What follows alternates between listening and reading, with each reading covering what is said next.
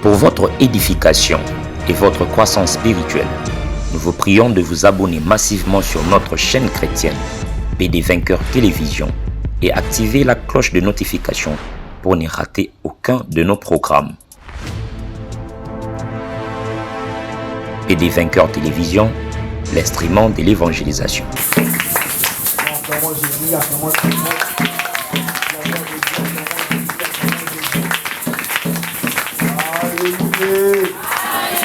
Alléluia. Il est vivant. Il est ressuscité. Qui est pour que Dieu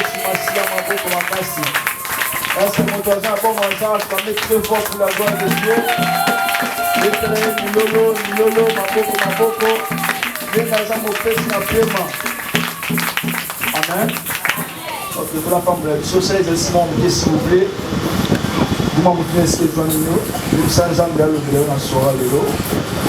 Vous savez, il y a beaucoup de choses dans le mail, il y a tout.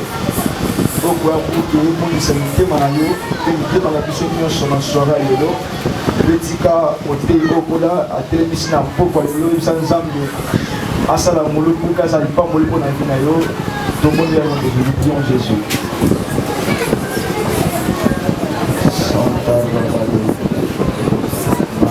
Santa Maria, Somada Baba Sanka Benede. Merci pour la vie. Merci Jésus pour la bombe et pour le Seigneur. Et nous le dit, je suis poussé par le Saint-Esprit et que les gens ont parlé de la part du Seigneur. Je crois Seigneur, pourquoi on a l'eau, donc on le Seigneur à travers nous sur ma signe. Salam Boulou, enfin qui il va pourquoi le a dispatché le de colo et beaucoup c'est le Seigneur. Pour que les signes soient yotés et amis les saints du nom de Jésus. Que l'honneur revienne à toi encore dans ce soir de l'eau au nom de Jésus. Amen. Amen. On acclamons très fort. C'est une parole en Luc chapitre 1er, le verset 7 ans, 8 à 7 ans. Luc 1er, 78 à 7 ans. Il est écrit, grâce aux entrailles de la miséricorde de notre Dieu, en vertu de laquelle le soleil levant nous a visité. Grâce aux entrailles de la miséricorde de notre Dieu, en vertu de laquelle le soleil levant nous a visité. Verset 79. Pour éclairer ceux qui sont assis dans les ténèbres et dans l'ombre de la mort. Pour diriger nos pas dans le chemin de la paix. Abandonnez. Grâce aux entrailles de la miséricorde de notre Dieu. Que moi je n'ai pas ailleurs on a vu chaud. En vertu desquels le soleil les nous a visité. Natina Boyatine de Bichot. Soleil naïe, moi naïe, pour les naïe et pour visiter Bichot na Nicolo ou Talicolo. Pour les verset 79 pour éclairer ceux qui sont assis dans les ténèbres. Pour les misaba, on va faire une carte à Molili et dans l'ombre de la mort. Péba on va faire une carte dans les boulous Yakoufa. La parole du Seigneur. Acclamons, évoque la parole de Dieu et vous rasseoir. Amen. Amen. C'est la moi geste habituel que ça doit donc passer dans mon côté. Il sait, oui, ma langue a pour sans âme. Amen. Ok. Je sais bien que il n'a pas parlé l'eau pour le tour comme l'ensemble. Et puis quand tu es comme l'ensemble, et tu es pour tout le monde. Amen. Donc, Dieu a été pour tout le monde, mais nous sommes aussi venus pour la prière. Voilà pourquoi, dans un approche ça, on peut savoir les taux vraiment pour que tout décoller ensemble, pour que jusqu'à la fin, tout le monde est derrière aux âmes. Parce que Bible dit, vous connaîtrez la vérité et la vérité vous affranchira. C'est-à-dire, pour que vous faudrait d'abord montrer la vérité. Et na sima ko la vérité, de vérité on t'a voyé au cahier comme délivrance dans la vie. C'est de comprendre que et là quand nous sommes pas les poissons, on permettre à recevoir la vérité et à kamulama et à d'abord le toyi. C'est le bokos on a présent mais ce qu'on yo qui le bâti au bikate. C'est pour que muta bika faut muta en oreille à l'itoyi. Je connais l'itoyi ezali premier pas au premier. Et le Wayambo, c'est pour permettre un miracle à Yahweh et accomplir tes courses dans la vie à nous. C'est le point de départ Europe et Zoya pour que même à jusqu'à la terre, il y a un miracle. Parce que lorsque nous avons yoka Molobanza et Nassima Koyoka, nous avons yoka pour apporter des défenses dans la vie à nous. Il y a une scène dans la soirée, si vous pouvez me bien aimer. Pour que la lutte européenne soit permettre de se faire le wanzam, mais pour te prendre les ensemble. Alors, il y a des gens qui ne peuvent pas être en voyer. Mais la semaine où on voit, il est que ça, pour quand on a mis la vie à mouton. Il y a un moment, il dit que la femme, en devenant mère, lorsqu'il a une fils, lorsqu'il y a un fils, c'est-à-dire, moi, si en coma, maman, son caca, Azumwan. Et ce qu'Azumwan dit, mais moi, si je suis un Bikisama, Nanzila moi, ce qu'Azumwan. C'est-à-dire, pour que moi, c'est un Bikisa, pour que moi, c'est comme ma mère, la femme serait d'abord apporter fils. En tout cas, je sais très bien que tant on parle si le fils c'est la vie, le fils c'est la parole. En parole, le corps la fils, et qu'on compte, et pas moi, si bien maman, ce qu'elle couche dans mon qualité. Parce que c'est moi, ça m'a dit que moi aussi, à coucher dans mon bal. Or, pour que moi soit dans ces semences, fils pour Bika, il faut recevoir ces semences. Mais puis, si on n'est pas si à son semences, avant toute la semence pour la fils pour ton Bika, et c'est la mission de ton Bima, le quoi moi, c'est mon bal. Mais c'est moi la mission de ton le banzam. Parce que la parole de Dieu, c'est une parole, il y a un fils semence. Mais sexe, on peut mettre un Saint-Esprit, a pénétré Bishop, c'est moi qui ai fait la rendre l'itoy. Il y a un moment, lorsqu'un ange a dit Marie, je vous salue Marie. Cet ange, lorsqu'il a salué Marie, lorsqu'il a péci Marie message, et la simako yoka koka Marie a yoki ne marako me à côté fils c'est moi qui est sur ma chine. C'est pour que mutapika, il faut mutu ayoka, azana l'itoy. Ne ce qui m'a dit l'itoy a yoki na kobika. C'est le même aussi avec la forme de Manouache. Après avoir beaucoup d'un ange, lorsqu'un ange a péci une nouvelle, ne moi ça deuxième. Tu vois, c'est-à-dire que tu auras vu bon moi. Tout le monde a un miracle dans la vie de la bishop, lorsque tu pèses ensemble de victoire. Il y a un moment dans la Bible, que pendant que Jacob a bâti, moi, il y a Siméon. Et lorsque maman Siméon a bâti Siméon, maintenant l'Éternel m'a attendu. Cette maman a bâti Siméon. Avant de Siméon, c'est nous avons qualité. Mais pour que nous ayons fois de Siméon, c'est Siméon qui est toy. On a permettre Zambé à Yoka maman Siméon. Je me fais comprendre. C'est que nous sommes les lopes. Nous avons les toy dans le véritables Siméon. Voilà pourquoi même Salomon tombe en temple. Il dit nous avons la salle du temple pour que nous soit pour bien les Oyokaï. C'est ton comprends que seulement si on comprend que pendant si tu as donné comme de Sumaki, pendant ce moment au bon de l'ensemble, un zamana pour Kabamote. Parce que le temple est à la guidée. Parce que ton nom est temple, non, on est moutoumouimaye sur Massia. Parce que le but que je suis le temple. Avec que je suis Emmanuel. C'est que dans le temple, on a sanction à tata. Le temple, dès qu'on faut seulement bon et que Seigneur Mouta Koya pour s'amener Yokaye. C'est lorsque Yesu m'a le véritable temple Siméon, alléluia. Et on dit sur l'église, tu as un concept pourquoi parce que toi, Siméon, toi, Yesu m'a changé l'itoyi. Oh, le lot, attends, ça m'a fait pourquoi? Parce que Yesu m'a changé l'itoyi, dans ma zone comme ça à travers Jésus. Alléluia. Donc, on dit Dans mon canal, il y a Actes chapitre 28, verset 27. Bible dit, je l'ai endurci les oreilles pour ne pas attendre. C'est ça ma Bible qui va en lui donner pourquoi pour voir le parce que dans ma Bible, que ceux qui m'ont taillé qui a tout bon moi. Parce qu'on peut pas avoir mon été faut qu'on endurci quand il tourne à bango. Et on monte en Yesu Massia ceux qui Israël ont qu'à Zambé, mais ils sont de Bikate. Mais pour que Monsieur Christ recevoir par auto Bika, il faut Zambé à qualité avec mon somolo. Dès que nous avons qualité Israël, et ils ont quitté et rejeté Jésus, et ils ont quitté cité.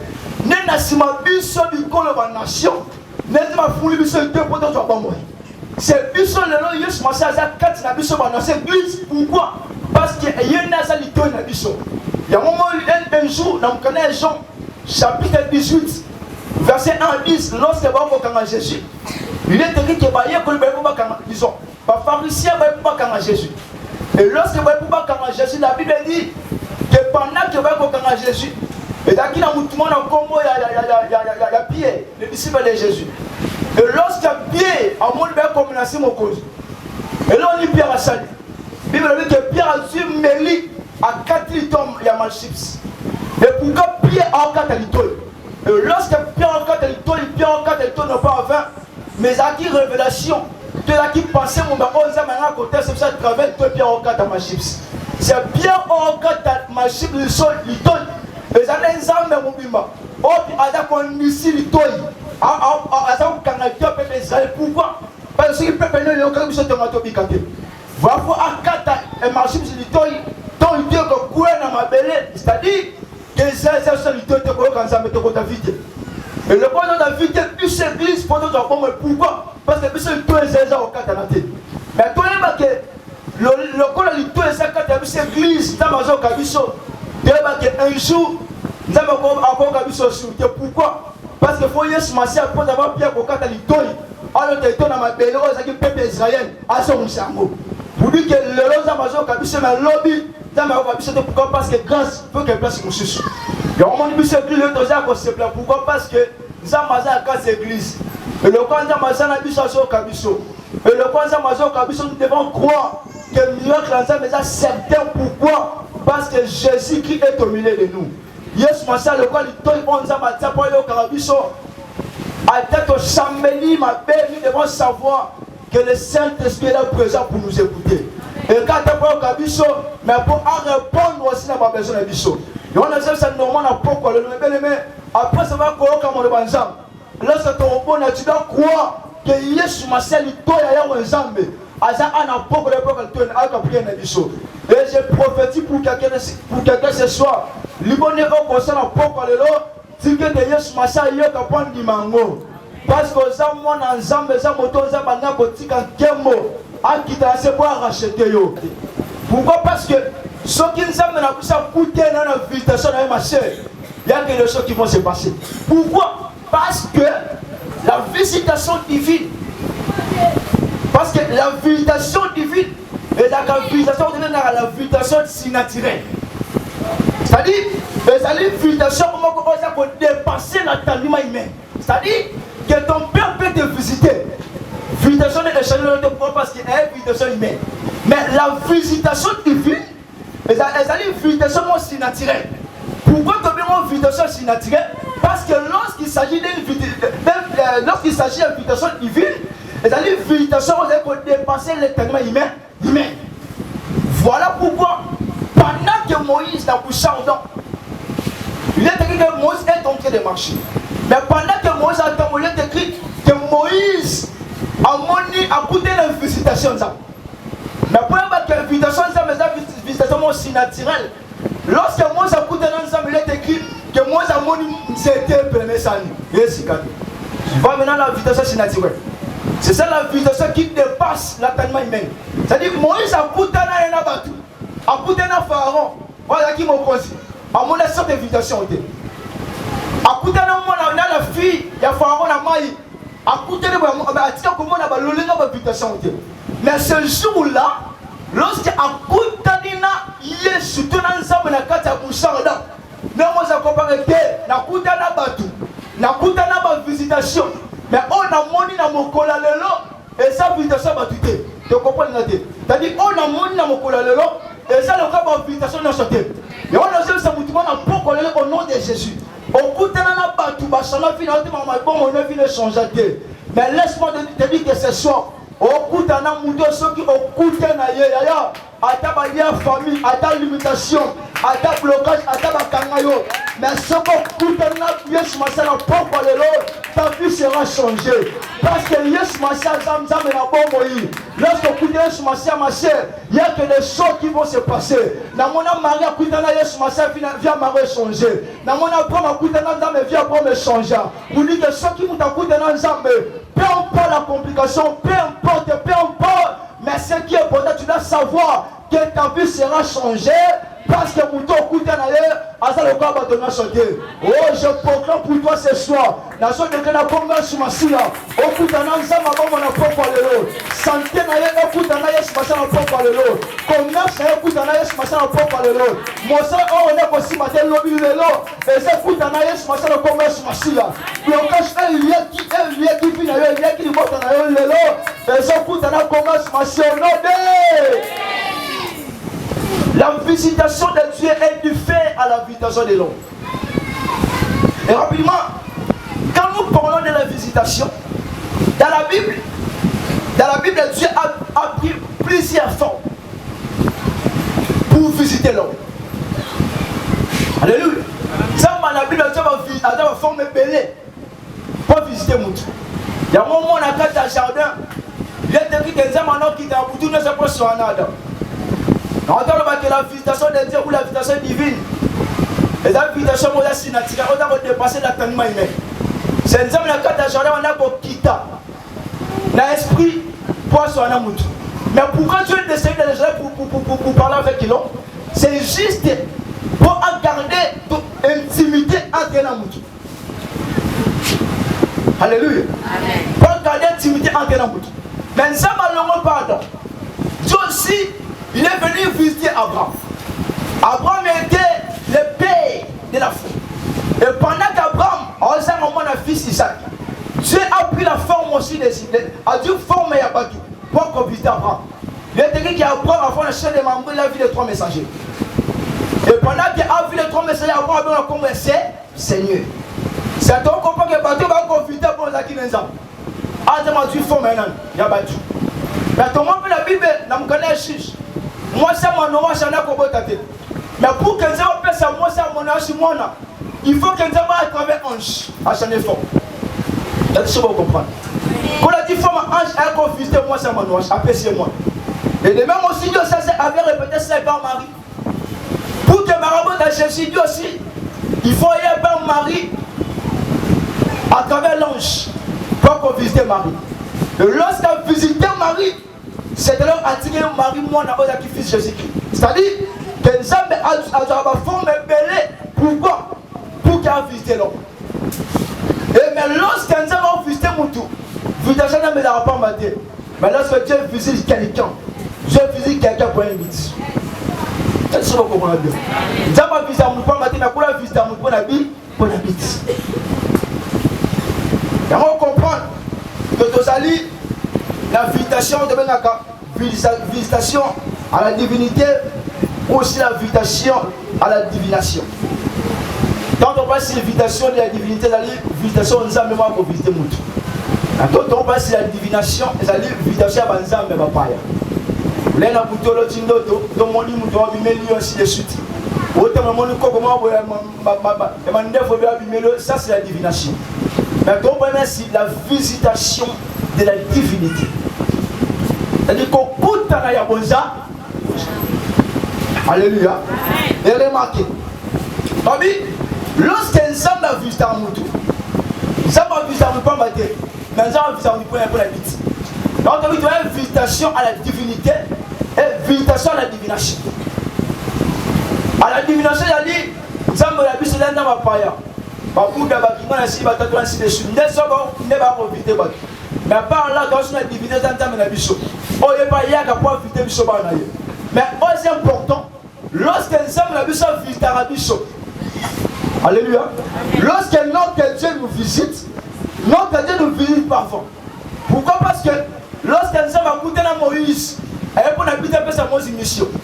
Mais ceux qui ont divination, ils vont pas écouter un bichot. Pas les bois de tribichot. Il y a un moment où lorsque vous êtes vidé par Satan, par diable, il faut vous dégager comme un liboma. Et si vous avez un liboma, il faut qu'il y ait un cimetière. Et si vous avez un cimetière, il faut qu'il y ait un bilama. Tu vois, ça dit que lorsque vous avez pas, il y a un million de visiter directement, il faut bien vous aimer.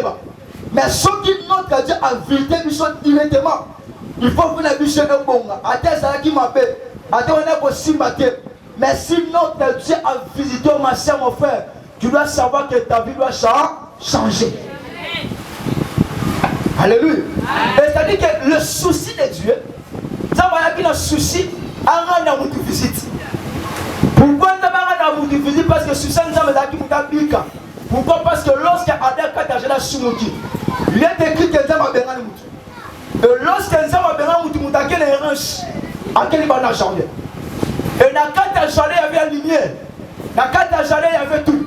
Mais lorsque l'homme est parti en dehors, hors du jardin, Moutake ne reste à quel mon lit, à quel ténèbres, à ça en embêté. Alors, ça me succède dans le rakib, à quitta. Donc, ailleurs pour visiter mon toit dans la traite. Pour visiter mon toit au Bingaki. Oh, il y a même la jardin. Parce que tant qu'on croit, il y a des soumous qui ont besoin d'attaquer la ténèbres. Pour lui, il y a des ténèbres. Il est dit que nous avons besoin d'aller soir. Pourquoi soir pour dire que mon toit moka, que tu payes à Kéli et un moka milili. Je me fais comprendre. Et tant à quel moka milili, mais directement. J'aime notre frère Jacob. Jean. Ne tant qu'il a mon lili, ne je venais à être confirmé du show. Dans le canal Jean, chapitre 10, verset 21. Jean va monter dans la musique. Jean est en train de prophétiser.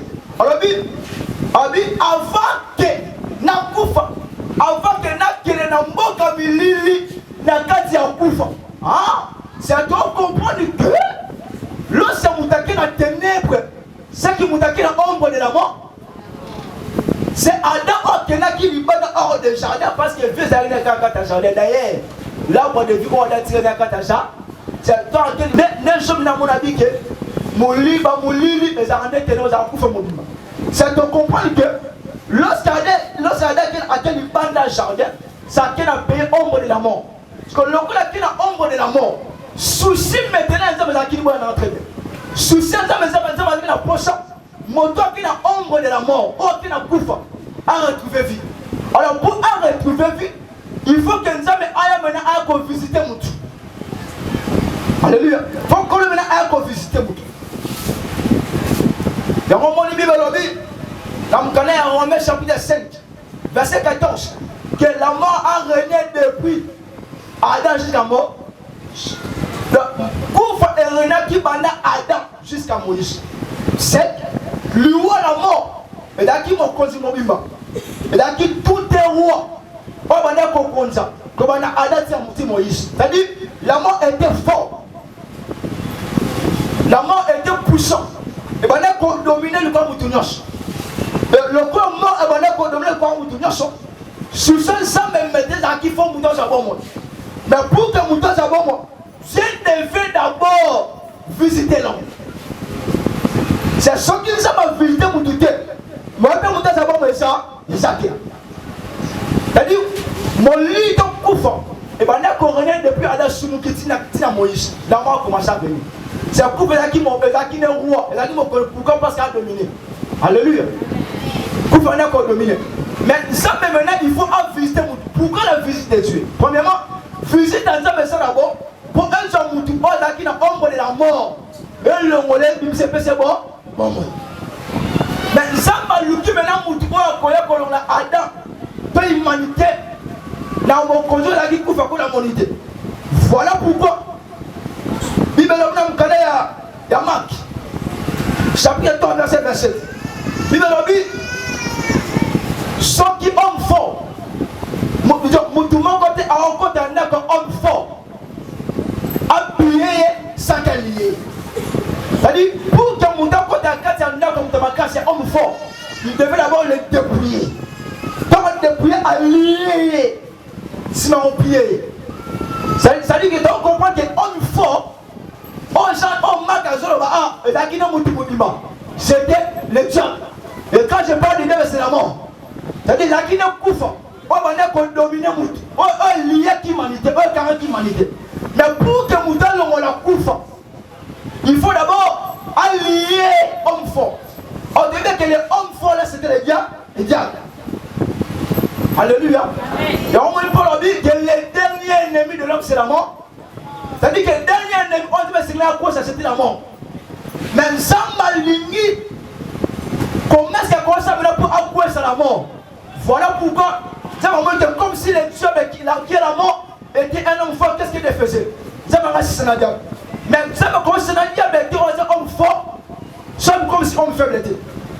Et on me disait pas que le diable, Dieu devait se rendre faible.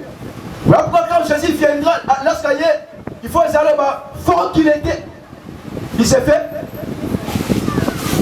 Fort qu'il était, s'est fait faible. C'est-à-dire, le Dieu qui est Jésus qui était venu, il était fort.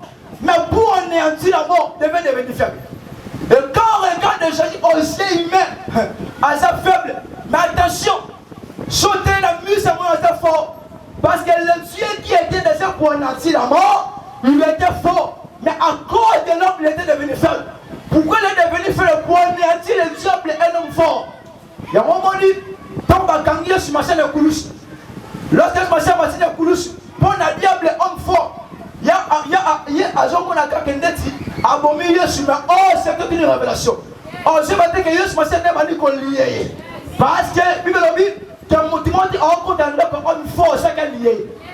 C'est avant de prier homme fort. Hein? Tu vois un homme fort, tu devais d'abord les lier. Et quand Jésus vit ailleurs, il a dit homme fort, mais comme homme faible. Mais lorsque le diable a gagné, a tiré les coulisses, d'après le diable a dit qu'il a gagné, mais on est déjà dit forme comme si faible. Pourquoi comme si faible? Parce que quand Jésus mort à la croix, parce que Jésus m'a dit que la Guinée, corps de mouvement, on est pour lier Satan. Lorsqu'il était mort à la croix, c'est tout un corps de lier Satan. Et le coup a lié Satan, il faut maintenant dépouiller Satan. Pour dépouiller les diables, la Bible dit tu devais d'abord descendre dans ta maison. Ce qui dit dans la carte, il y a diable, c'est de dépouiller. Il y a un moment où on a terminé le solo, quand vous avez commencé à lier le diable dans le coulisses, il est dit que le diable, il faut qu'il devienne dans la région inférieure. Or, qui est dans la région inférieure, c'est la mort de Jésus. Or, quand lorsque Christ a couché, il était encore dans la maison, il était un homme fort. Or, la maison, il dit que c'était le séjour de mort. Or, lorsque Christ est entré dans le séjour de mort, pour la deuxième fois que pour le semence a couché. Or, quand on s'est dit que le semence a lié le coulisses, le coup a lié qui est, il devait d'abord descendre dans ta maison. Lorsqu'on sort quittant, Jésus est en train de dépouiller le diable. Pendant qu'il est en train de dépouiller, il est en train de lier sur lui pour dépouiller. Voilà, je dis à quelqu'un ce soir, oh, il m'a camqué par Dieu, mais laisse-moi te dire que Jésus qui a déjà dépouillé, Christ est en train de le séjour de mort, le corps du feu, le maladie fort, pour aller de peur pour ça, Satan. Laisse-moi te dire que mon nom va t'en continuez aussi. Voilà pourquoi la Bible dit que quand Jésus est ressuscité, elle est écrit, il y a quelqu'un corps de ceux qui étaient ressuscités. Vous dites que dès aujourd'hui, notre vie doit être ressuscitée parce qu'il est homme fort qui s'est fait faible pour nous. Il s'appelle Jésus qui est Nazareth. Pourquoi si nous?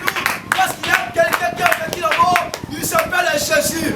Voilà pourquoi avec lui, oh mort, où est ton aiguillon?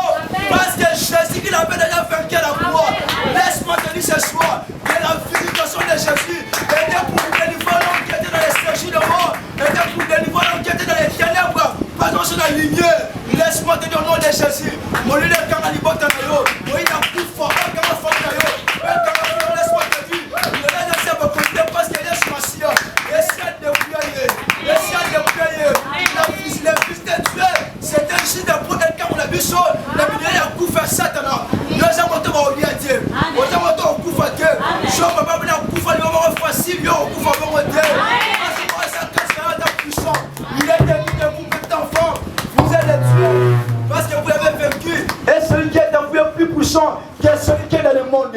Yes, ma soeur, est plus puissant que celui qui est dans le monde. yo okufa boye te okufa liwa mbalakata te so papa obotio mama botio akufa liwa mbalakata mort subite yo kokufa ngo te parce que moto yamba espasi alianza te et ça allié yesu satan de kulusu allié kaka te na kotiki ya kata ndako ya s'agit de mort akoti kaka te na mali ko dépouiller ye amali ko dépouiller ye laisse-moi te dire que visiter ce Massia Jésus était venu pour nous visiter pour appeler sa mission bon moïse oh j'aime ça j'avais dit que pendant que Lazare était mort la visitation de l'homme et quand on aime ça Lazare était non pas Lazare et Lazare la moukité n'est pas Lazare pas parler Lazare la moukité parce que visitation pour tout et ça visitation je ne sais pas moi mais la visitation de Dieu et ça visitation oh alléluia on dépasse attendement il mène à mon tour voilà quand Jésus était venu la Bible dit que Lazare qui était mort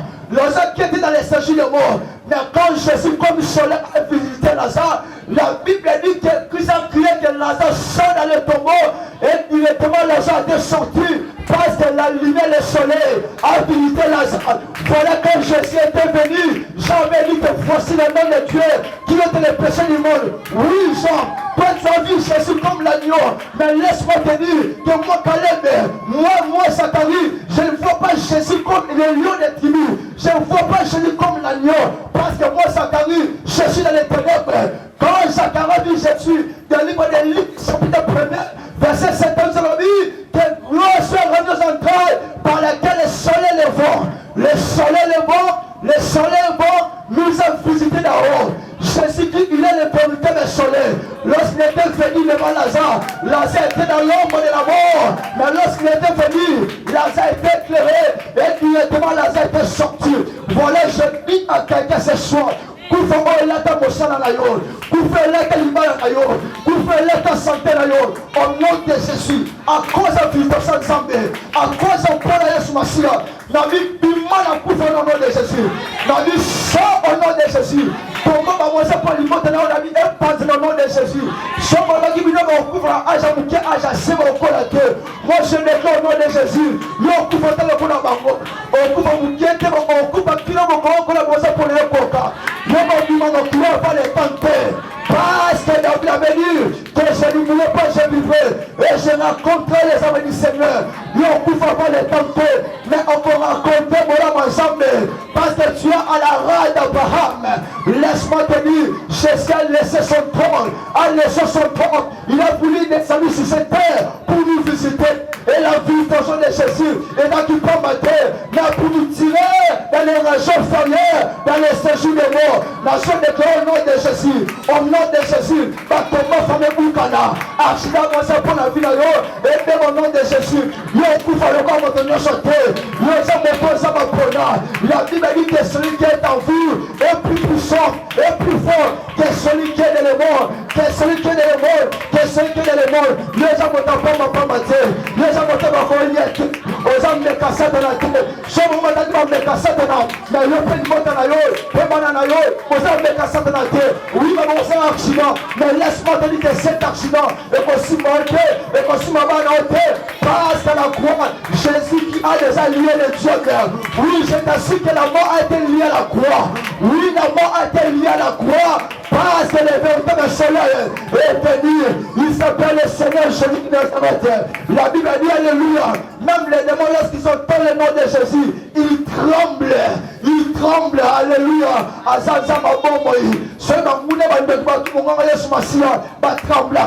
Laisse-moi te dire que couper la tibia et va trembler la croix de l'eau.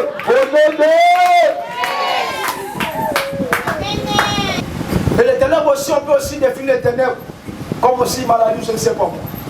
Et par exemple, pour finir, va te mêler, va te ténèbres. Faut lier, va faire lier, va santé. Oh, Lucas santé, au moins c'est aussi maladie. Je suis basé ténèbres, au moins, il va maladie qui rentre. Mado papa ben nango, maman ben yango, yaya belé qui a belé. Beaucoup de personnes sont liées dans la ténèbre pour mon malade. Si baba na famille que famille yo, attends pas que si comme ça au matin. Baba na famille boyo. Batambas pour exposer la tête, c'est aussi une ténèbre. On a famille au bimi si va déclarer. Oh papa si va tika.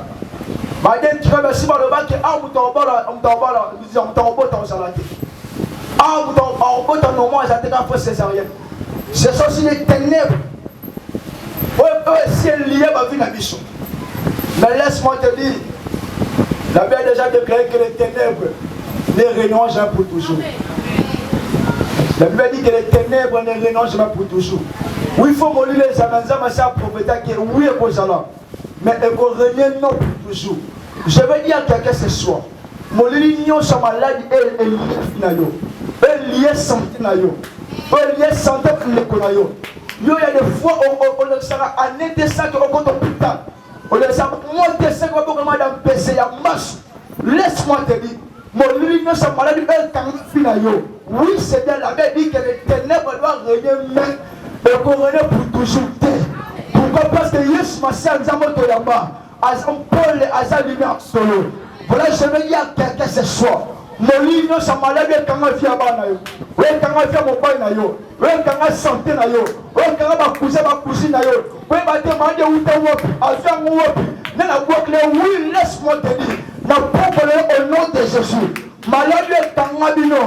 La zone de là, Yesu Massia a mettre le soleil. A éclairé le vie au nom de Jésus. A éclairé le monde au nom de Jésus. La Bible dit qu'il y avait une femme. Elle avait compris dans ma clé pendant 25 ans. Et pendant que la femme opère dans ma clé, il est écrit qu'un jour la femme a traversé le chemin. Mais pendant moi, son temps, la Bible dit que moi, ça n'a souffert, il a 25 ans. Et moi, ça tombe à sauter. Et ça peut le lire au monde, il y a des fois, problème à santé, il y a pas de ok, papa, même papa marabout, je ne sais pas moi, on doit solutionner. Mais laisse-moi te dire, papa, personne solutionner parce que j'ai un mouton qu'on a goûté à été. Moi, chacun a placé par-ci, par-là, solutionner pourquoi? Parce que là, qui a un mouton sous les seigneurs à goûter à été. Mais c'est juste lorsque la femme a compris, oui, la maladie. Mais mon sur les calibos, la matin, mon tonga va donner un château. Oui, madame, Moïse a encore qui s'en a été. Oui, Esaïe a encore qui s'en a été. Parce que Balaki va soleil était. Mais il y a quelqu'un qui s'appelle Jésus. Jésus, lorsque la femme a vu le soleil, la femme a conduit ma vie dans les ténèbres. La femme a crié, alléluia. Il est écrit que cette femme, oui, la femme avait la révélation parce que la femme sait que monter sur le soleil. Soleil n'a coûté les peu importe les ténèbres maladie, peu importe les banésie, peu importe les mirésie, mais son a coûté les Yesu Massia, alléluia. Yesu Massia est capable, il y a combien qui s'en va. Laisse-moi te dire au nom de Jésus, je déclare pour ton nom de Jésus, que pour le Yesu Massia qui est le soleil, éclairé finalement, maman n'est aussi ma domine à santé, le simba. Parce que Jésus qui nous arrête, Azam Paul a solo, au sein côté à Katabon, on a éclairé finalement. Oui, il a dit que je suis la lumière du monde, et pendant que je suis dans le monde, alléluia, pendant que je suis dans le monde, je suis la lumière du monde. Mais les hommes au cosmo, ils vont finalement, ils vont sortir d'ailleurs, mais ils vont nous dire au Kataou, parce que ça va me laisse-moi te dire, que ça va cosmo côté, parce que Jésus qui est Nazareth, il est le véritable soleil, il est le véritable soleil. Il y a un moment où ça me dit, pour mon assume à commencer à me faire, laisse-moi te dire que ce soir, le Saint-Esprit est capable, il y a qu'on éclairer l'Israël, parce que ce jour-là, lorsque le bâtiment vit le soleil, avec le soleil fille de David, et poussé de moi, et directement, mon temps à qui aveugle a recouvert vie, parce qu'à côté le soleil, je déclare pour ton nom de Jésus, je déclare pour ton nom de Jésus, mon temps lié à missionnaire, mon temps lié à l'Iboumonayo, mon temps lié à santé, la combat sur ma scie, laisse que le soleil, laisse que la lumière de Dieu, éclaire Jésus-Christ, il est le véritable soleil, aussi ma qui te l'a dit, crois-moi ce soir, à cause de ce soleil, et aussi mon nom de Jésus, et si ma monnaie qui est ton ami, oui, parce que laisse passer pour les acquitter, mais il est à cause de Paul, par contre, au nom de Jésus, et si ma monnaie qui est ton ami, parce que les choses c'était, oui, parce que laisse passer les acquitter, mais il est à cause du soleil, par contre, parce que les choses, par contre, parce que laisse passer les acquitter, oui, David avait dit que la bonne famille n'a connaît ça comme on ne fait jamais. Moi, je ne sais pas quelle est là. Peut-être descendant et ça à libre. Parce que moto aza na soleil, moto aza na Yesu Masiya, alelaka te, aza moto aka bato nyonso te, tongo besue na bango, tongo balela na bango, parce que baza na soleil te, na pour moi je sais qu'il y a un soleil qui s'appelle Jésus de Nazareth, qui s'appelle Jésus de Nazareth, qui s'appelle Jésus de Nazareth, et ce jour-là, il a dit que je suis la lumière du monde, je défends pour t'être makamane kosima te lobi yeza pasa musele soyate oui il y avait une ténèbre laisse-moi te dire que ce soir je prophétise pour toi au mon appel ensemble dans mon sang au nom de Jésus au mon appel ensemble dans banzana comme Masia au mon appel ensemble dans comme na comme Masia mais déjà ta mana pour la Yesu Masia azamuti bazamuki na terre oui papa bonda zaki mokila yo bazamuki te passe de yo za solaire mais dans solaire comme sous Masia Yesu parce qu'à toi, c'est un soleil. Laisse-moi te dire que c'est un bouton. Parce que Yesu Masiya, à un soleil, ose me s'affiler. Oui, je déclare au nom de Jésus. Ma cama vient de la commerce Masiya. Vient de la commerce Masiya. Santé de la commerce Masiya. Liban de la commerce Masiya. Mon domaine est mon ligne Kotaki. Je déclare au nom de Jésus. Laisse ton lumière ensemble. Prends ensemble. Et on a compris le nom de Jésus. Et on a compris le nom de Jésus. Oui, si Jésus était décédé dans la région fériale, la séjour de mort, laisse-moi te dire que lumière ensemble et ce qu'on a partout. La lumière de Dieu, ils sont pénétrés. C'est l'image de carrément lumière ensemble, ils sont pénétrés. La gente de Dieu commence Masiya, et stérilité de carrément de la lumière, la lumière de Dieu est pénétrée. Pour on a malheur, on a bobolana, et c'est la carrément, la lumière de Dieu, ils sont pénétrés au nom de Jésus-Christ vivant. Il y a des soleils solo. On se peut visiter, peu importe par état famille, peu importe par état vie. Mais lorsque Dieu nous visite, il y a des choses qui vont se passer. Évitez, vous voulez le côté wapi na domaine final. Vous voulez le côté sikanine. Parce que le côté place dans le domaine final, mais laisse-moi te dire. Vous voulez le parce que Yesu Masiya Paul na yo, azam panzi na yo. Azam Paul yo, akufa ataku ya katala la gate. Yokolala, papa kolala, mais Yesu Masiya pour la solala la raté. Anima gâté ce soir, il est là, il juste pour visiter Vinayo. Et je crois ce soir, lorsqu'on visite Vinayo, il y a des choses qui vont se passer. Lorsqu'on écoute, il y a toujours des miracles qui vont se passer dans Vinayo. Oui, sur le mot de Dieu, on écoute, mais laisse-moi te dire, sur le coup de Yesu Masiya, il y a venu pour changer.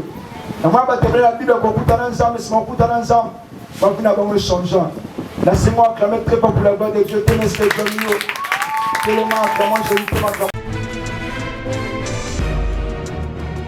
Pour votre édification et votre croissance spirituelle, nous vous prions de vous abonner massivement sur notre chaîne chrétienne PD Vainqueur Télévision et activer la cloche de notification pour ne rater aucun de nos programmes. PD Vainqueur Télévision, l'instrument de l'évangélisation.